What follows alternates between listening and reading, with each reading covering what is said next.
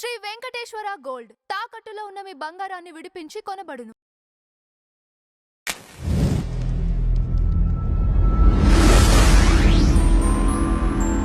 నమస్కారం ఎంఆర్ భాషా గారు. నమస్తే సార్. మెగా డిఎస్సి మీద నిన్న విజయవాడలో భారీ ర్యాలీ జరిగింది. సో అక్కడ కొంతమంది మాట్లాడిన వాటిల్లో కొన్ని హైలైట్స్ తీసుకుంటే, వైఎస్ జగన్ గారి మీద ఉన్న అభిమానుల్లో కూడా కొంతమంది మాకు ఉద్యోగం వచ్చింది, మీరు ఇవ్వలేదు, ఎటుకుడి వీళ్ళు ఇచ్చారు, ఎందుకు అవమానిస్తున్నారు, రేపొద్దున రాబోయే రోజుల్లో ఇవన్నీ రివర్స్ అవుతాయి, మేమే దీన్ని క్యాంపెయిన్గా చేస్తాం అని సవాలు విసురుతున్నారు. ఇక్కడ భాషా గారు ఒకటి, వీళ్ళు జన్జీ అనే పేరుతోటి మొత్తం ఎవరు అక్కడ వీళ్ళు లేరు, విద్యార్థులు లేరు, మొత్తం ఈ క్యాడర్కి సంబంధించిన వాళ్ళంతా రకరకాల నిరాహార దీక్షలను లేకపోతే నిరసనలను తెలియజేశారు.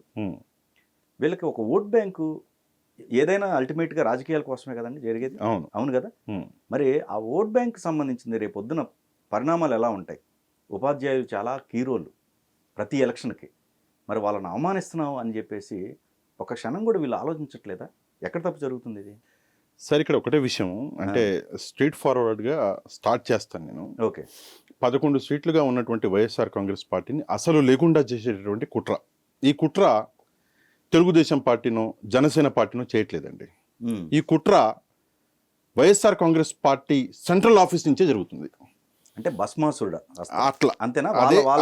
సేమ్ భస్మాసురుడు ఇట్లా జగన్మోహన్ రెడ్డి గారి మీద చేయి పెట్టిండు. ఆ భస్మాసురుడు ఎవరు నన్ను అడగద్దు మీరు, నేను చెప్పని పేరు.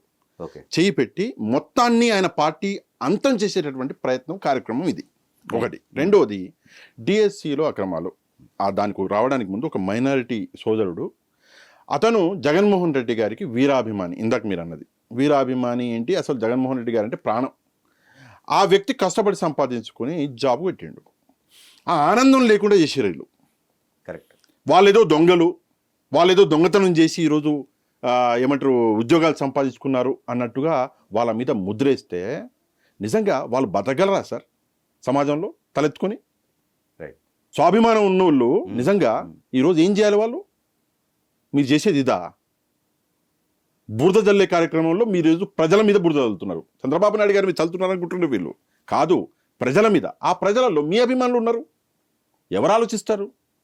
ఇంత పిచ్చితనమా? డిఎస్సిలో ఏదో జరిగింది, ఏం జరిగిందో నాకు సార్ చెప్పండి. అసలు ఇంత రాద్ధాంతం చేస్తున్నారు కదా, డిఎస్సిలో ఫలానా జరిగిందని నాకు చూపించగలరా? వాళ్ళు పెడుతున్నట్లు స్పోర్ట్స్ కోటా ఒకటి సార్ ఉన్నదే 384 సీట్లు, అందులో పొజిషన్లు పోస్టులు. అదే సార్ అది ఒక్క నిమిషం అండి, ఉన్నది 384 పొజిషన్లు పోస్టులు, రైట్, స్పోర్ట్స్ కోటాలో. ఆ బ్రిడ్జ్ గేమ్ చంద్రబాబు నాయుడు గారు ప్రధానమంత్రి. ఒక విషయం, ఈ గేమ్స్ ఏదైతే ఉందో లిస్టు అది సెంట్రల్ గవర్నమెంట్ నుంచి వచ్చింది. ఆ సెంట్రల్ గవర్నమెంట్ నుంచి వచ్చినటువంటి ఆ లిస్టుని ఇక్కడ గౌరవించి ఆ లిస్టు ప్రకారం ఉద్యోగాలు ఇచ్చారు. మరి మీకు నిజంగా ధైర్యం ఉంటే సెంట్రల్ గవర్నమెంట్ తిట్టండి చూద్దాం, మోదీ గారిని దూషించండి చూద్దాం. మోదీ గారికి వ్యతిరేకంగా ఒక్క మాట నా జీవితకాలంలో విందామని చచ్చిపోతున్నాను నేనే, ఒక మాట అన్నది చూద్దాం. అనలేరు. అంటే రేపు పొద్దున్న జైలు, సాక్షికి తాళం, ఇట్లా పరిస్థితులు ఉంటాయి. సో అనరు. ఏమంటారు? చంద్రబాబు నాయుడు గారు. చంద్రబాబు నాయుడు గారికి బ్రిడ్జ్ గేమ్కి సంబంధం ఉంది సార్. బ్రిడ్జ్ కాకపోతే ఇంకో కిడ్జ్ పెట్టినా కూడా చంద్రబాబు నాయుడు గారు ఇస్తారు. అందులో విశేషం ఉంది. మీరు అవినీతి జరిగిందంటున్నారు, ఒక్క సాక్ష్యం కోర్టుకి మీరు ప్రొడ్యూస్ చేయలేకపోయారు అంటే మీకంటే చేతగానితనం ఇంకోటి ఉంటుందా? కానీ మరి 300 కేసులు ఎలా చేశారండి వీళ్ళు? కేసులు అవ్వాలా, ఇదే కదా ప్రాబ్లం. 340-45 అంటున్నారు. పిటిషన్లు వేశారు, ఓకే, కోర్టు తీసి పక్కన పడేసింది. ఓకే, 3 పిల్లు వేశారు, కోర్టు తీసి పక్కన పడేసింది. ఎవరు ఆ మగోడు? ఎవరు అంటే ఎమ్మెల్సీ గారు, ఆయన పేరు ఏదో చంద్రశేఖర్ ఏదో ఉంది, ఆయన వేశారు పిల్లు.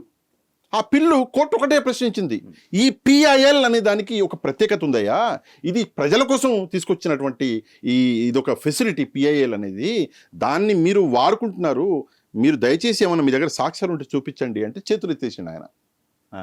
మీరు రిటర్న్ తీసుకుంటారా ఈ పిల్లిని, లేకపోతే కొట్టేయమంటారా అన్నది కోర్టు. సరే, ఇక్కడ వద్దయ్యా తీసుకుంటామని మళ్ళీ తీసుకున్నారు. ఒక్క కేసు అవ్వలేదండి. అదే మీరు గ్రూప్ 1లో ఎన్ని వచ్చింది, బయటపడింది. ఎప్పుడు కోర్టు సిట్ వేసింది. సిట్ వేయడానికి ముందు ఏమనేది కోర్టు, సిట్ అయితే వేసింది 2026 స్టార్టింగ్లో వేసింది. అంతకుముందు మొత్తం గ్రూప్ 1నే క్యాన్సిల్ చేయండి అన్నది. కరెక్ట్. అంటే వీళ్ళు మళ్ళీ అప్పీల్కి వెళ్ళారు, అమ్మా మాకేదో సిగ్గుచేటు ఇది అని. అప్పుడు ఆల్రెడీ ఉద్యోగాలు చేస్తున్నారు కాబట్టి అప్పుడు సిట్ వేయండి అన్నది కోర్టు. కోర్టు మాత్రం ఏం చేస్తుంది? ఎన్నండి అవి మొత్తం ఒక 300 ఉంటాయా? గ్రూప్ 1 168 అనుకుంటా, 168 సబ్జెక్ట్ కరెక్షన్. ఓకే, 168లోనే ఇంత. అదే కదా సార్, ఇంకో వింత విషయం, 16,000లో ఎతుకుతున్నారు. మీ జీవిత కాలంలో ఆ, క్వశ్చన్ పేపర్లన్నీ 3 సార్లు దిద్దడం ఎప్పుడైనా విన్నారా మీరు? అరే మీ జీవిత కాలంలో అడుగుతున్నాను. Okay okay. మీరు కూడా ప్రపంచాన్ని చూసి వచ్చారు కదా, 3 సార్లు క్వశ్చన్ పేపర్లను దిద్దడం ఎక్కడైనా చూసారా? ఓఎంఆర్ సీటును ఓ సీట్ ఏడిచింది, ఆ ఓఎంఆర్ సీటుని చెత్తకాయితం చేశారు వీళ్ళందరూ దిద్ది. మళ్ళీ ఓఎంఆర్ సీట్లలో వైట్నర్ ఎవరన్నా పెడతాడా? ఎవడన్నా వైట్నర్ పెడతాడా? నెక్స్ట్ నాకు వచ్చిన సందేహం సార్, యాక్చువల్గా ఎక్కడ మాట్లాడలేదు నేను కూడా. ఈవీఎం మెషిన్ అని ఒకటి ఏడిచింది. ఆ ఈవీఎం మెషిన్ని అన్ఆథరైజ్డ్ పర్సన్ వచ్చి తాకింది అనుకోండి, దాన్ని ఈవీఎం ట్యాంపరింగ్ అంటారు. ఎవడైనా సరే అన్ఆథరైజ్డ్ పర్సన్ వచ్చి తాకినా కూడా అది ఈవీఎం ట్యాంపరింగ్ కిందకే వస్తుంది. ఎందుకంటే నువ్వు ఎందుకు వచ్చినావు, ఎందుకు తాకినావు అంటే ఏదో చేయబోయినావు నువ్వు. రైట్. మరి 84 రోజులు ఆ షీట్లు, ఆ ఆన్సర్ షీట్లు ఒక ప్రైవేటు అది గెస్ట్ హౌస్లో ఉంటే మరి ట్యాంపరింగ్ జరగలేదా? జీవితాలు కదా సార్ అవి. అవును, కరెక్ట్. అసలు సరే, అసలు వాళ్ళు క్వాలిఫైడ్ పీపుల్ కాదంటగా. లేదు, వస్తా అక్కడ కూడా. ఆ 168 ఎంతో సబ్జెక్టు కరెక్షన్ కొంచెం అటు ఇటుగా వాళ్ళు ఎవరు ఆ క్యాండిడేట్లు చెప్పండి? డిప్యూటీ కలెక్టర్ రేంజ్కి వెళ్ళే క్యాండిడేట్లు, డిఎస్పీగా డైరెక్ట్గా రిక్రూట్ అయినటువంటి క్యాండిడేట్లు. అంటే రేపు పొద్దున ఐపీఎస్ అవుతాడు, ఎంఆర్ఓలు. ఏంటి ఇది నాకు అర్థం కాదు. అంటే ఒక పొజిషన్లో వాళ్ళ మనుషులు ఉంచుకోవాలని ఈరోజు చేసినటువంటి ప్రయత్నం ఇది. అసలు వీటికి నిరసనలు తెలియజేయాలి. అదే కదా వాస్తవంగా కదా, నిజంగా ఆశ్చర్యం కలిగించేసాం. నెక్స్ట్ ఇందాక మీరు దిద్దించేది పేపర్లు అన్నారు. ఎవరు సార్ దిద్దింది నాకు ఒకసారి చెప్పండి? ఇంటర్మీడియట్ ఫెయిల్ అయిన వాళ్ళ? ఎవరు సార్ దిద్దింది? మున్సిపాలిటీలో పనిచేసుకునే వాళ్ళు. నేను వాళ్ళని తక్కువ చేయను, వాళ్ళంటే నాకు చాలా గౌరవం. కానీ నిజంగా ఇది పాపం కాదు. కరెక్ట్. ఇది పాపం కాదా? నేరం కాదు. నేరం అయితే చేసిర్రు, పాపం ఇది. సమాజంలోకి మీరు ఒక వైరస్ని వదిలిపెట్టారు. నిజంగా ఈరోజు ధర్నాలు జరిగితే ఆ విషయం ఇది జరగాలి. నిజంగా చంద్రబాబు నాయుడు గారు చాలా అమాయకుడు అండి, చాలా దయ ఉంది ఆయనకి. ఎందుకంటే ఈ విషయం మీద కాదా పోరాటం చేయవలసింది, ఈ విషయం మీద కదా ధర్నాలు చేయవలసింది. యాక్చువల్గా టీడీపీ చేయాలి ధర్నాలు, వీళ్ళకి సిగ్గు లేకుండా వీళ్ళు చేస్తున్నారు ధర్నాలు. నాకు అర్థం కావట్లా. అది కూడా జంజీలు. ఏంటి సార్, నాకు తెలిసి 28 సంవత్సరాల వరకు జంజీ అంటారు. జంజీలు ఈ పాటికి 28 సంవత్సరాలు అవుతారు ఏజ్ గ్యాప్. అందులో జంజీ ఎంతమంది ఉన్నారు నాకు చూపిస్తారా? వీళ్ళంతా 70s. పేరు నాన్నగారా? 70s లో పుట్టారండి వీళ్ళంతా. అది పేరు నాన్నగారా? అంబటి రాంబాబు గారా? జంజీయా వీళ్ళు? ఇంకా నయం, అట్లంటే నేను ఇంకా పుట్ల. ఏంటి సార్ ఇది నాకు అర్థం కాదు. అంటే ప్రజల్ని ఇంత పిచ్చోళ్ళు చేస్తున్నారు. చేసి ఏం చేస్తున్నారు? ఇందాక మీరు అన్నారు భస్మాసుర హస్తం.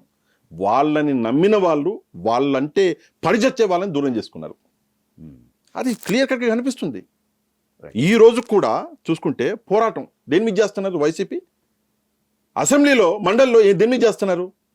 ఇదే విషయం డిఎస్సి. యాక్చువల్గా మీరేం చేయాలి? గ్రూప్ 1 ఎత్తాలి. గ్రూప్ 1 ఎత్తారు, కరెక్ట్. కానీ వీళ్ళు ఎత్తరు. ఎందుకు ఎత్తారంటే మంచోళ్ళ. Right right. వీళ్ళు ఎత్తరు గ్రూప్ 1. వాళ్ళు మాత్రం డిఎస్సి అని చెప్పేసి ఈరోజు మండలిలో కూడా హంగామా. ఎంత సిగ్గుచేడు సార్.